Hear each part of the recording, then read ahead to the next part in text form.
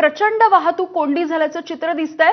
नीरा केंद्र गायमुख जवळ खड्डे पडलेले आहेत आणि अर्थातच या खड्ड्यांमधून मार्ग काढत आता वाहन चालकांना कसरत करावी लागते आणि या मार्गावरची वाहतूक अत्यंत मंदावलेली आहे, संथ गतीनं सुरू आहे। घोडबंदर पासून नायगाव इथल्या वासमारे ब्रिज पर्यंत ही वाहतूक कोंडी झालेली आहे।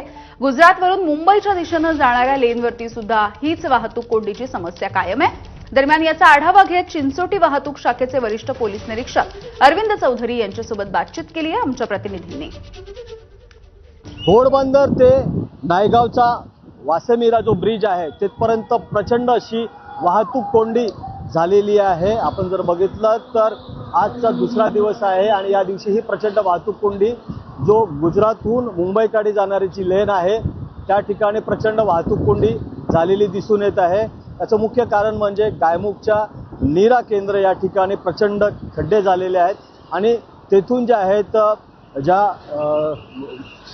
ज्या गाड्या आहेत हेवी गाड्या आहेत त्या स्लो झालेल्या आहेत आणि त्याचाच परिणाम कुठेतरी या संपूर्ण वाहतूक व्यवस्थेवर झालेला आहे। आजही ही प्रचंड वाहतूक कोंडी आपल्याला बघायला मिळत आहे।